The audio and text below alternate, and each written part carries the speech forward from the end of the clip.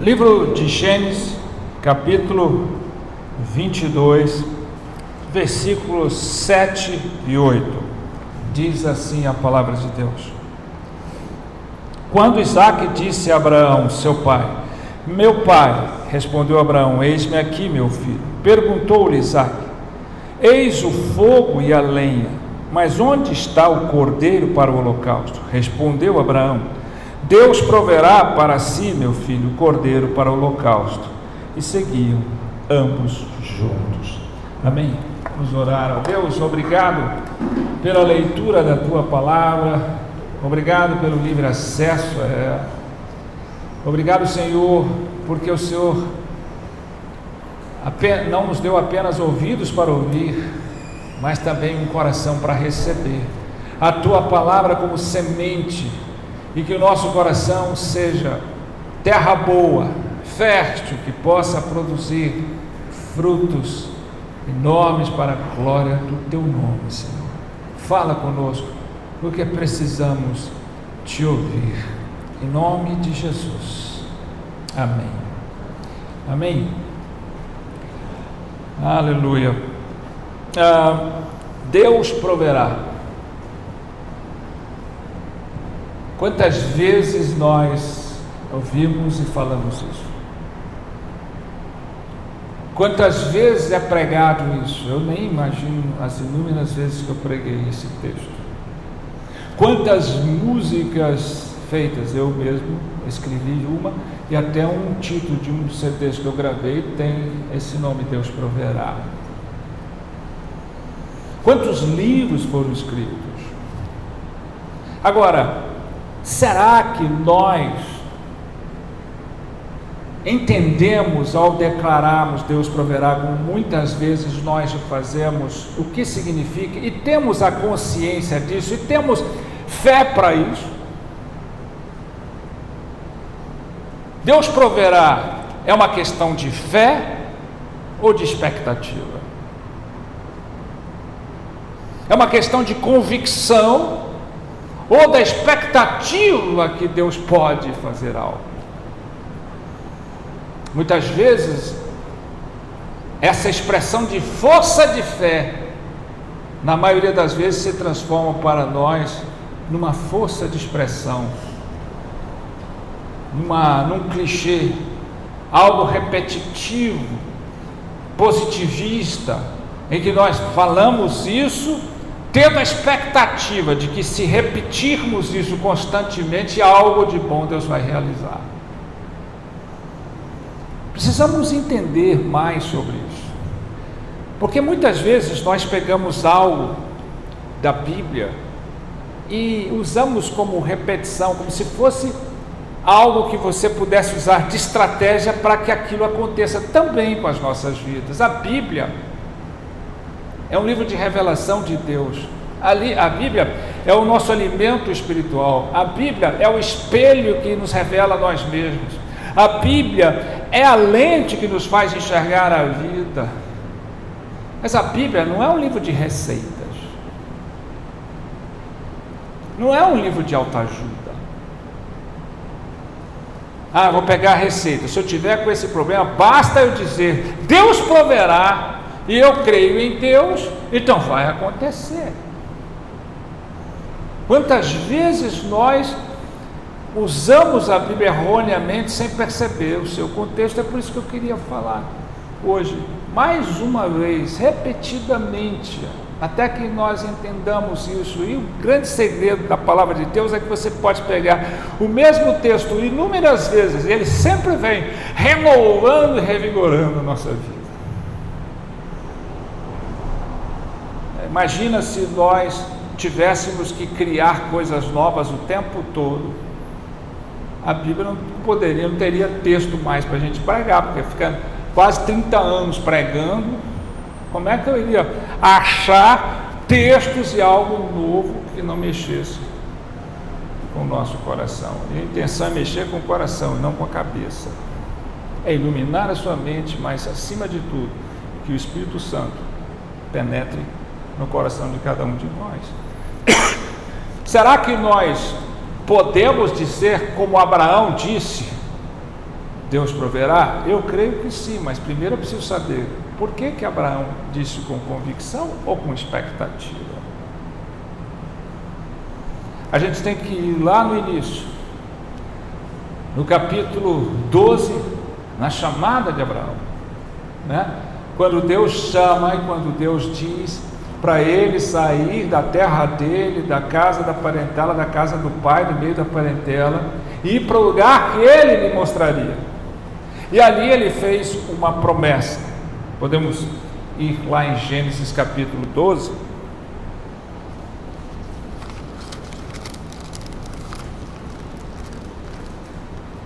Do versículo 1 ao 3, e diz: Ora, disse o Senhor a Abrão, que ainda não tinha mudado o nome para Abraão: sai da tua terra, da tua parentela e da casa do teu pai, e vai para a terra que te mostrarei. De ti farei uma grande nação, e te abençoarei, e te engrandecerei o nome. Se tu uma bênção, abençoarei os que te abençoarem, e amaldiçoarei os que te amaldiçoarem. Em ti serão benditas todas as famílias da terra. Olha que coisa linda essa promessa. Primeiro a gente vê por que Abraão era um homem de fé e qual a autoridade para ele dizer Deus proverá. Por fé e não por expectativa, não por repetição, como quem ora ou fala aquilo todas as vezes e isso vai acontecer. Ele obedece, e uma obediência hesita. Olha o que é fé. Por isso Abraão foi chamado pai da fé. E Abraão creu em Deus, e por isso foi lhe dado como justiça ser chamado amigo de Deus. Então a fé nos leva a um patamar muito maior. Ela nos tira do patamar de servo para amigo. Jesus disse para os seus discípulos: já não os chamamos mais de servos, mas sim de amigos. Amigos de Deus. Então, essa fé tem que me tornar isso. Ela começa onde? Ela começa no chamado. Larga, parte, sai, deixa essa vida, desvencilha, desvincula, separa. Sai da tua terra, sai da tua casa, sai da tua... Não quer dizer que tu tem que sair de todo lugar, não. O partir aqui é: sai do seu comodismo, sai da sua vida, sai da maneira que você está vivendo. E Abraão tinha prosperidade ali com seu pai, ele vivia bem bom. Abraão não estava vivendo na miséria. Qualquer coisa que o Senhor me der já está bom demais. Abraão podia ter argumentado, porque Deus não disse para ele: eu sai que eu vou te dar e vou te mostrar onde é que você vai ficar aqui, vou te dar um esqueminha aqui, vou te mostrar na tela aqui. Não, Deus falou: eu vou te mostrar lá na frente. Ele não sabia para onde ia, como é que ia. Ele disse: pega a tua mulher, pega as suas coisas e parte, desvincula, separa, quebra essas dependências. Porque primeiro chamado de fé é dependência. Você sai da dependência das coisas, de você, do seu pai, da sua coisa, vai passar a depender de mim. De mim. E aí ele vem e ainda faz uma promessa para Abraão. Ele faz uma promessa dizendo para aquele homem que não tinha filhos, casado com Sarai, que era estéril e já estava numa idade um pouco avançada. Ele disse: você será pai de uma grande nação, farei de ti uma grande nação. O que ensina aqui o chamado? Que além de você partir, o chamado da fé é para você confiar nas promessas de Deus e não para você fazer promessa para Deus. É engraçado como alguém diz ter fé fazendo promessa. Tem gente que anda na rua, anda na estrada, quilômetros e quilômetros fazendo promessa. Isso é promessa de fé. O homem e a mulher de fé não faz promessa, não vive fazendo promessa. Ele confia e descansa nas promessas de Deus. O chamado de fé Não é um chamado para você fazer uma promessa para Deus, mas para você descansar e confiar na promessa de Deus, mesmo que seja algo fora de tudo que você possa pensar,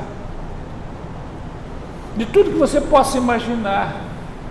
Será que Abraão, que não tinha nenhum filho, poderia imaginar que Deus estava dando uma promessa para ele de ser pai de uma grande nação, de uma multidão, de tornar bendito várias nações, como hoje?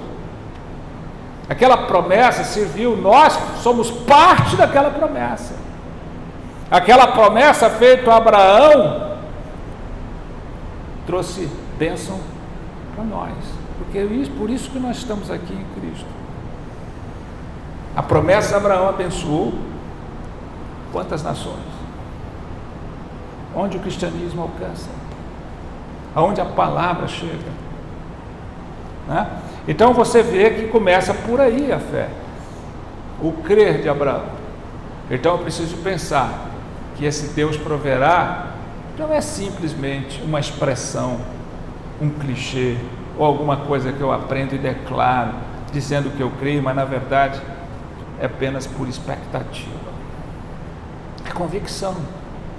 Abraão começa a sua trajetória, ele larga, aí ele leva com ele Ló, o seu sobrinho, casado com as coisas, e vai embora com a sua mulher e tudo que ele tem. Deus começa a prosperar Abraão, porque Deus faz isso. Quando você confia, quando você depende, a verdadeira prosperidade vem, e ela vem de Deus. E aí chega um momento em que eles começam a entrar em atrito, ele e Ló, e ele percebe que não dá para eles ficarem juntos, e aí tem que separar. E aí mostra de novo o que é um homem de fé. Ele dá o direito de Ló escolher para onde quer ir, e ele ir para o lado contrário. Ele é o cabeça, ele é Abraão, foi chamado a ele é o líder. Ele podia falar: Ló, eu vou para cá, você escolhe para onde você vai. Não, ele fala: pode escolher. Ló olhou para as campinas e viu lá o melhor lugar, de aparência muito melhor. Falei: eu quero ir para lá para onde está Sodoma, Gomorra. Abraão teve que escolher o contrário, lugar totalmente mais deserto, mais difícil. Mas não tem lugar difícil onde Deus prospera, e não tem lugar melhor onde não tem Deus. O homem de fé não anda por vista.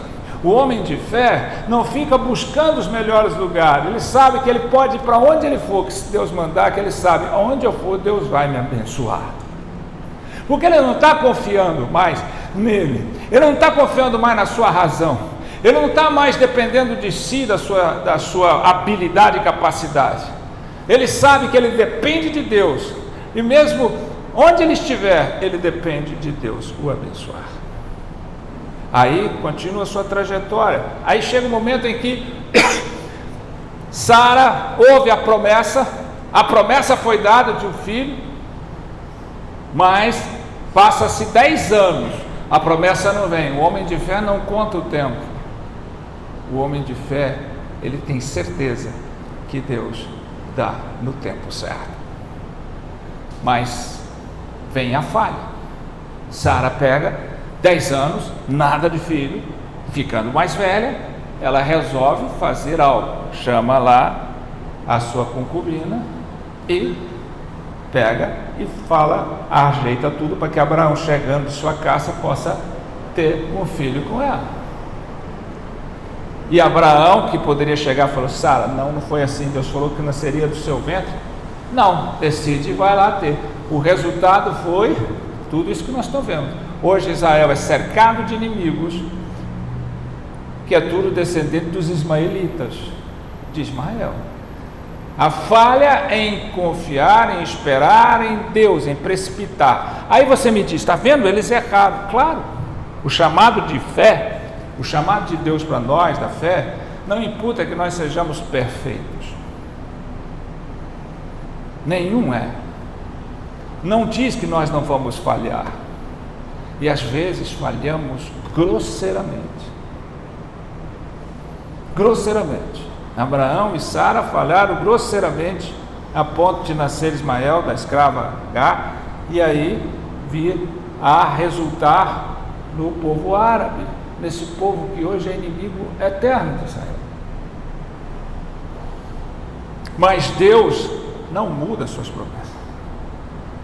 Veja que no começo do chamado, existe o chamado da fé, exige mudança.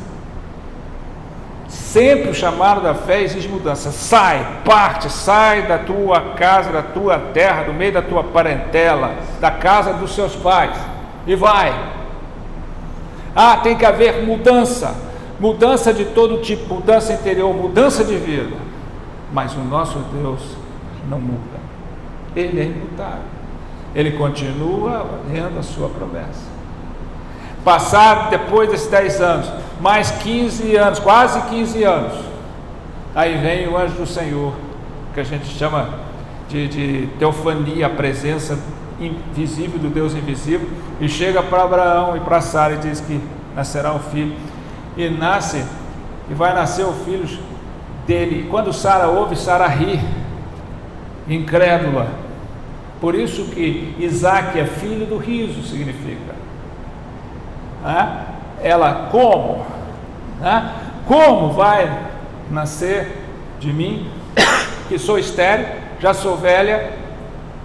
O Abraão não tem nem força, não tinha mais relações na idade deles, ela quase 90, ele quase 100 anos.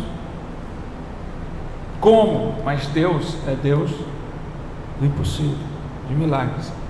E o homem de fé tem que entender que mais que possa parecer impossível, para Deus tudo é possível. Olha para você ver na nossa vida, tem muitas vezes que nós estamos achando que estamos velhos, que não dá mais, que eu não posso mais sonhar, que eu não posso mais realizar, que eu não posso mais fazer, porque agora eu atingi uma idade que está difícil. Não, muitas vezes nós sabotamos nós mesmos.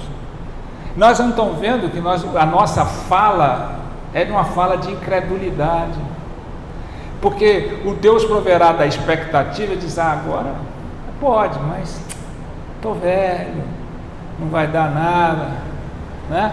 Mas a fé, ela tem que estar intacta, porque Deus fala assim: eu faço, ainda que você não tenha força, ainda que seja impossível para você, para mim é possível.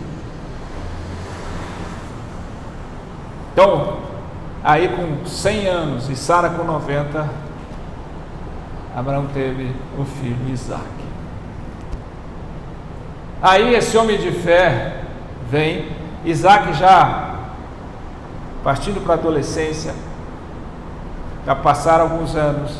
Você imagina, o Isaac, filho do impossível, né? De uma mãe que era estéril, velha, o pai velho, sem nenhuma perspectiva humana racional. Esse pai passa a dedicar sua vida a esse filho, assim como muitos de nós que dizemos ter fé. E aí vem a prova da fé, que ninguém de nós gostamos de passar por ela, mas a palavra de Deus é clara no livro de Tiago: tende por grande alegria passardes por provações, pois a prova da vossa fé produz perseverança, e a perseverança deve terminar a sua obra, para que sejais maduros, completos, não tendo falta de coisa alguma. Não adianta só essa fé precisa ser provada. Quando? Por que Deus prova a nossa fé? Porque Ele nos ama. Porque Ele nos ama. Porque o que acontece? Abraão agora passa a colocar Isaac no centro de sua vida, no centro do seu coração. Isaac se transforma no seu tesouro maior, e Deus não reparte a glória dele com ninguém. Então Deus pega e percebe isso.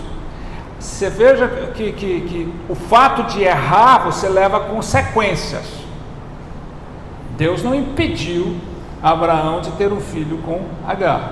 São erros de escolhas, erros de condução, mas Deus continua: você vai pagar as consequências. Agora, quando Abraão começa a mudar o seu tesouro, quando Abraão começa a idolatrar o seu filho, E quando Abraão começa a deixar Deus em segundo plano, Deus pega e prova. Ops!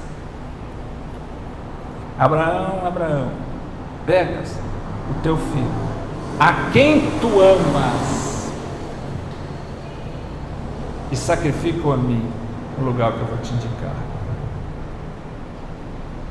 Veja o que Deus fez, a prova que Deus deu para ele. Sacrifica-me. Às vezes as pessoas dizem, mas como Deus pode pedir uma coisa dessa? Você vai entender que Deus não estava sugerindo ali, a palavra de Deus sugeriu que Deus queria o sacrifício humano. Deus estava sugerindo que ele queria o sacrifício do ídolo, para mostrar que o único sacrifício humano que ele faria é do próprio Filho, Jesus Cristo. É interessante que Abraão não relutou, não resmungou, não murmurou, não negociou. Abraão pegou o seu filho no outro dia e foi. Sara não sabia de nada. O que está acontecendo? Quieta, eu vou levar, nós vamos fazer um sacrifício, um holocausto. Eles estavam acostumados com isso, isso era prática. Pois levou dois servos dele e foi para a terra de Moriá, para o monte. Depois de 3 dias, chegou ali, ele avistou o monte pelo qual Deus falou. Veja que Abraão obedeceu. Abraão não questionou. Essa é mais uma prova da fé. Abraão percebeu de que o que Deus estava querendo não era o filho dele, o que Deus estava querendo era o ídolo que se criou no coração dele. De que Deus estava querendo rever aonde era o lugar dele. No trono do coração de Abraão não mais se encontrava Deus, mas Isaac. Isso que todos nós fazemos. Adoro a Deus, Deus proverá, mas no trono do nosso coração quem está? Os nossos Isaques, os filhos, marido, mulher, casa, carro, carreira, dinheiro. Aí Abraão vai. Quando ele chega no pé do Monte Moriá, ali ele diz para os seus servos: fiquem aqui porque eu e o menino vamos ali adorar. Foi a primeira vez que a palavra adoração surge na Bíblia. E aí você vai entender que o homem de fé, além de ser obediente, ele tem que ser um verdadeiro adorador. Lembra-se que a adoração não é um exercício, uma função que você exerce, não é algo que você faz. Adoração é o que você é, uma identidade. Todos nós somos adoradores. A diferença é o que nós estamos adorando. Ele disse: fica aqui que nós vamos adorar. Pela primeira vez a Bíblia fala em adoração. E adoração é isso, né? Adoração é você firmar na ressurreição de Cristo, na vitória sobre a morte, né? 3 dias de viagem. Jesus foi sepultado, 3º dia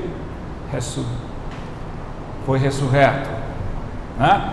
A adoração é você deixar para trás aqueles incrédulos. Você vê, fique aí. Por que ele não levou os servos para carregar a lenha, o cutelo e a faca? Porque eles não eram crentes de verdade. Então você pode andar com pessoas estranhas, você pode conviver com pessoas que não professam a sua fé, você deve amar as pessoas, mas você nunca pode adorar junto com pessoas incrédulas. Vamos comigo, vamos cultuar. Incrédulo não. Quando eu vou adorar a Deus, eu e Deus, não cabe os incrédulos. Lembra que o faraó disse para Moisés, quando as pragas vinham, quando ele decidiu largar, disse assim: eu vou deixar vocês adorar a Deus, sim, mas adora aqui junto com a gente, tudo misturados, cada um adora o seu Deus. Nós temos que sair fora, não adoramos a Deus. Então eu posso conviver, andar, lutar junto com qualquer outro que professa uma vida fora da palavra de Deus, uma religião qualquer, mas jamais cultuarei a Deus junto com eles. Jamais adorarei a Deus junto com eles. Porque a adoração é para quem crê no único Deus. Então, fica aqui. 3, adoração também é oferecer como sacrifício tudo aquilo que ocupa o lugar de Deus no seu coração. É oferecer no altar de Deus qualquer pessoa, qualquer coisa que ocupa o seu coração ao mesmo que Deus. Isso é adoração. E Abraão sobe, e quando ele vai subir do monte da aprovação, Isaac, acostumado a fazer o holocausto, sacrifício, pergunta: pai, está aqui, eu estou carregando a lenha, está o cutelo, está o fogo, mas cadê o cordeiro? A parte mais importante da adoração. Ele disse: Deus proverá. Deus proverá. A pergunta aqui não quer calar. Abraão chegou, amarrou Isaac, entendeu? Ele amarrou Isaac ali como cordeiro para o sacrifício, e ele ia de fato sacrificar o filho, se Deus não intervisse. Ele não brincou com Deus, ele não fez isso. Abraão sabia que, por que ele ia sacrificar? Porque ele sabia que Deus não era Deus de pagão, de sacrifício de gente. Mas ele, um homem de fé, mesmo que a ordem de Deus foi estranha, ele obedece. Ele sabe, um homem de fé, que Deus é poderoso para ressuscitar o morto. Então ele sabia disso, mas ele obedeceu. Isso não impedia a dor dele, subir, de caminhar, mas ele obedeceu. Então Deus veio, bradou, e aí não faça mal a ele, porque agora eu sei, A resposta de Deus foi interessante. Então lhe disse: não estendas a mão sobre o rapaz e nada lhe faça, pois agora sei que temes a Deus, porquanto não me negaste o filho, teu único filho.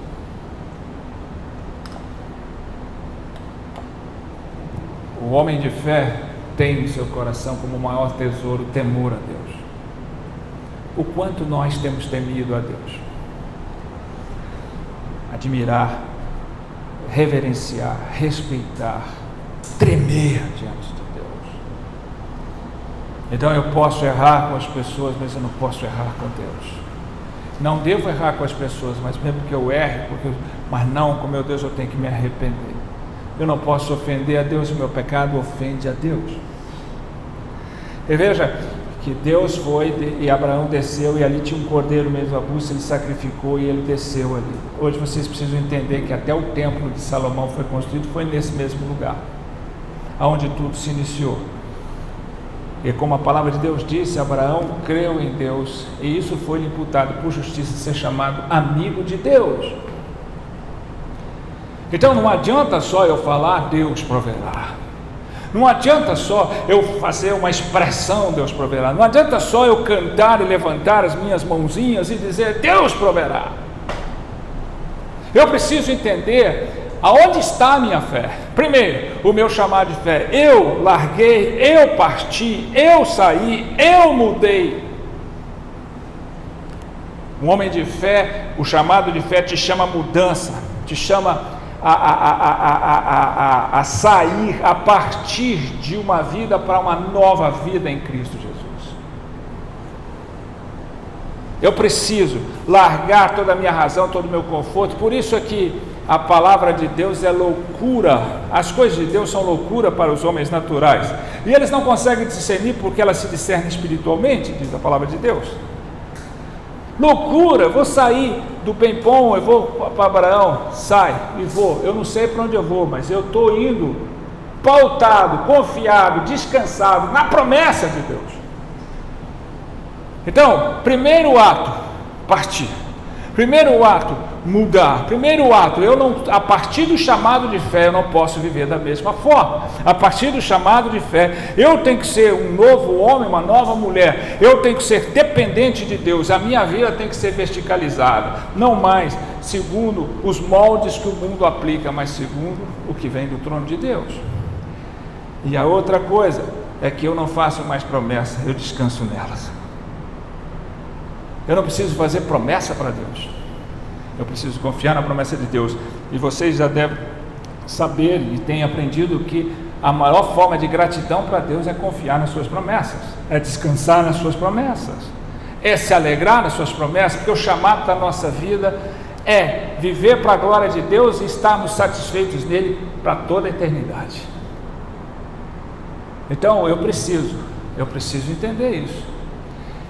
Eu tenho agora essa consciência, eu descanso na promessa de Deus.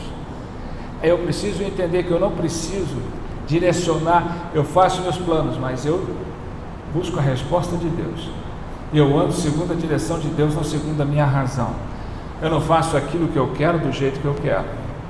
Olha o que aconteceu com Ló e sua família. Ele foi escolher a melhor oportunidade, a coisa mais fácil, a coisa mais bonita, a coisa mais tranquila. A palavra de Deus diz que a porta larga leva à perdição. Abraão escolheu a estreita, o homem de fé escolhe a estreita, o caminho apertado que vai levar ele à salvação. Ele tem que ter a paciência de saber esperar. Você vai errar, eu vou errar. A questão não é que sejamos perfeitos, mas que busquemos a perfeição. Como diz a palavra de Deus, a vereda do justo é como a luz da aurora que brilha mais e mais até tornar-se dia perfeito. Então não exige de nós perfeição, não vamos errar, mas exige de nós a consciência de arrepender e de perceber o nosso caminho e de ter a responsabilidade de arcar com as consequências dos nossos erros. Nenhum homem de fé foi chamado porque ele não ia errar. Ele errou, Sara errou. Mesmo assim a promessa de Deus não mudou, porque ele não muda, né? Eles pagaram a consequência, Deus permitiu. Agora, quando chega a questão do impossível, do nascer, nós precisamos parar e pensar. Eu não posso dizer Deus proverá se eu não creio que Deus pode fazer mudanças a qualquer momento, em qualquer hora, em qualquer circunstância. Eu não posso dizer Deus proverá se eu fico relutante com a realidade que eu vivo. Estou velho, estou cansado, não dá mais, isso é impossível, agora não tem mais chance, agora não vou ter mais oportunidade, agora é assim, agora é assado, agora não tem mais jeito. A gente vive falando isso e sabotando a fé. Não, para Deus tudo é possível. E Ele faz o impossível para que aqueles que vejam, a gente veja o que Ele faz para a glória dEle. Agora veja bem, é claro que agora Deus vai provar a nossa fé. Quando? Todas as vezes que nós levantarmos um ídolo nas nossas vidas. É pessoa que casa e faz do seu casamento seu ídolo. É a pessoa que tem filho e faz dos seus filhos seus ídolos, seus maiores tesouros. Faz da carreira, faz disso, faz daquilo, faz de neto, faz de qualquer coisa. Deus não reparte a glória dele com ninguém, eu reitero. Deus vai pegar e vai te pôr à prova. Não porque Deus quer te punir, não, porque Deus te ama, porque Deus me ama, porque Ele quer resgatar o nosso coração. Toda obra salvífica de redenção traz o chamado à reconciliação com Deus. Se você está se afastando de Deus, Deus vai provar a sua fé e vai te trazer de volta para Ele. E muitas vezes isso não é fácil, mas todos nós temos que passar várias vezes, porque nós temos a tendência de substituir Deus. Aí nós não mais adoramos a Deus, nós chamamos Ele para abençoar o que nós adoramos. E não mais adoramos a Deus e vivemos para a sua glória, só chamamos Ele. Então eu lhe pergunto mais uma vez, eu volto ao início de tudo. É fácil dizer Deus proverá, o difícil é viver o Deus proverá. O difícil é viver o Deus proverá. Você não pode pegar uma expressão tão forte quanto essa, uma palavra tão forte de fé, de uma fé convicta, de uma fé fortalecida, de uma fé alimentada, de uma fé provada, e dizer isso de qualquer forma.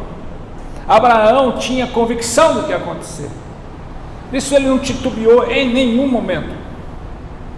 Agora a gente fala, não com fé, mas com expectativa. Por quê? Porque a gente não obedece.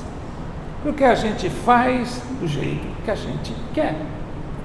Do jeito que a gente acha, quando a gente quer. E aí a gente diz que tem fé. Aí todas as vezes que as coisas acontecem, a gente cria expectativas e diz, não, vamos orar porque Deus há de mudar, porque Deus há de fazer. A provisão de Deus, o Deus proverá, não quer dizer que Deus vai fazer o que você quer. É que Deus vai fazer o que Ele já tem propósito de fazer. E vai dizer que você está de acordo com Deus, seja o que for. Seja o que for. O Deus proverá, não está dizendo, segura a onda aí, porque Deus vai fazer, eu já sei, eu já tive uma visão, na hora que eu fui fincar a faca, Deus vai tirar e vai providenciar outro cordeiro e nós vamos voltar sorrindo para casa. O Deus proverá diz que Deus já tem a resposta nas mãos, e eu confio na justiça e na resposta de Deus. É isso que o Deus proverá diz. É fé ou expectativa? Eu não vejo, por tudo que Abraão passou e da forma que ele reagiu, que ele disse um Deus proverá, como a maioria de nós diz, com aquela expectativa, Deus proverá. Fica assim, não, que Deus proverá, segura a onda, Deus proverá. Eu não sei, mas Deus proverá. E a gente acha que está falando com fé, a gente está usando clichês, muito mais de expectativa do que de fé. Você pode dizer que só Deus proverá com a autoridade de Abraão quando você tiver fé de fato, como Abraão. Você tem um chamado, você parte, você muda, você confia nas promessas de Deus e descansa nela, você erra e se arrepende, você não muda, você crê até na hora do impossível, você vê que você está idolatrando, você não questiona, Deus te pede, pega, faz, sacrifica e você faz, eis-me aqui. Quando você tem essa certeza, você pode dizer o Deus proverá com toda a força. E você pode entender a força do Deus proverá. Quando você de fato tem essa maturidade, tem de fato, aí sim, essa fé vai tirar você do patamar de servo para colocá-lo no patamar de amigo. Amigo de Deus. O amigo que compartilha, que conhece, que tem relacionamento íntimo, intenso, verdadeiro. Não mais o servo que não sabe o que Deus vai fazer, mas o amigo que sabe e conhece Deus. É assim que é o Deus proverá. Então, eu oro pela sua vida, para que você entenda, quando você diz o seu Deus proverá, de fé ou de expectativa? A expectativa é para aqueles que pensam ter fé, que nunca mudaram, que mudaram apenas hábitos, que mudaram apenas modos de falar, hábitos externos, mas nunca tiveram uma mudança de coração verdadeira. É para aqueles, a expectativa é para aqueles que vivem fazendo promessas para Deus e não confiando e descansando nas promessas dele. Essa expectativa é para aqueles que quando demora faz as coisas e não percebe, que não percebe que Deus pode mudar a qualquer hora a sua vida, em qualquer tempo, em qualquer circunstância. Essa coisa de expectativa é quando você coloca todos os tesouros que Deus te dá na frente dele e faz ídolos. Mas o de fé mantém-se firme. Ele sabe que ele tem a tendência de mudar e colocar alguém no lugar de Deus ou alguma coisa no lugar de Deus, mas quando ele é chamado, ele volta. O da expectativa não volta nunca. O da expectativa fica repetindo e não volta, não muda e continua fazendo como ele estava fazendo. Você imaginou se Abraão chegasse a Deus, espera aí, tudo isso na minha história para ter Isaac, agora você pede, não, vamos ter uma conversa, Deus me explica isso direito, eu vou fazer, mas não agora, não, eu vou questionar, peraí, Deus, o Senhor não é Deus igual aos outros, o Senhor é Deus de amor, o Senhor é Deus pacífico, e tarará, e aí os argumentos rolam. É isso que essas expectativas fazem. Não, agora não é hora. Ainda não é hora de eu viver minha vida com Deus. Ainda não é hora de eu pôr minha casa em ordem. Ainda não é hora de eu mudar a minha vida e ser obediente. Ainda não é hora de eu fazer as coisas conforme a Bíblia fala. Ainda não é hora de eu sacrificar os meus Isaques. O de fé, mesmo doendo, mesmo ali, ele pega, faz calado, faz, ele vai fazer até o fim. Porque ele sabe que Deus é o Deus que dá, é o Deus que faz, é o Deus que cria, é o Deus que sustenta. Ele é o centro e deve ser o centro das nossas vidas. O homem de fé não é só obediente, o homem de fé é um verdadeiro adorador. E você tem fé ou expectativa? Amém? Vamos ficar de pé, vamos orar a Deus.